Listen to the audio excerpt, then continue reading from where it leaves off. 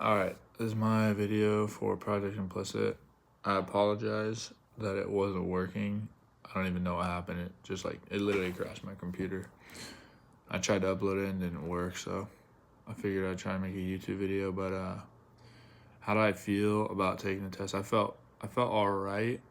I was more into it before I took them than after, only because I didn't know it was gonna be like all the flashing lights and stuff.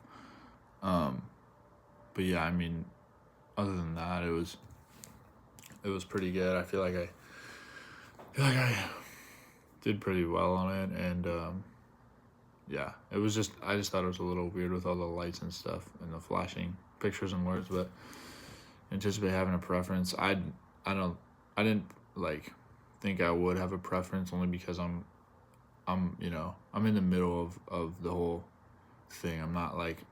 I'm not super one-sided or anything. For each of the three, no, I just, I kind of knew that I would be sort of in that middle zone with everything. And I did actually get a lot of red X's. At first I didn't know why. And then I think at the end I wasn't getting as many, but it's definitely because I did not know how that website worked at first. So I was just like, with the I and the E or whatever it was, and I don't even know. But I did get a lot of red X's during the beginning, and then I think I started actually learning how to do it right. And then what are my results? No, like I said in question 2, they weren't really surprising, only because it was pretty much like in the middle. That was once I got to know how to use the website. At first the results were all over the place because of all the red X's, and like I said, I had no idea how to do it. But no, they weren't surprising, because I knew that once I started getting the hang of the thing, I knew that it would be in the middle. Sociological theory. I feel like best describes how you've learned race and ethnicity. It's kind of a tricky question, but I honestly feel like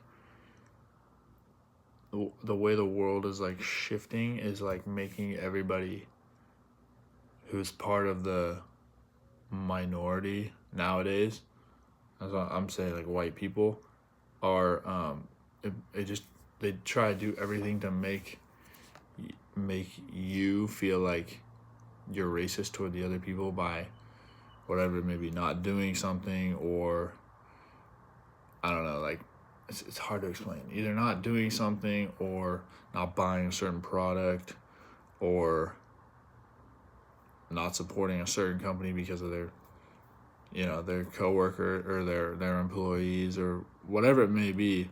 I feel like a lot of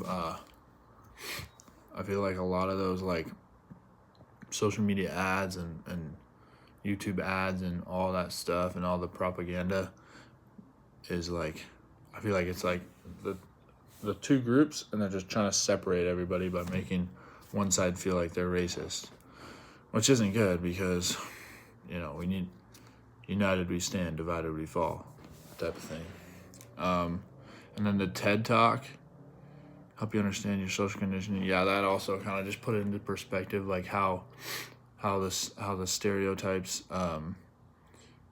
are just apparent in like everyday life.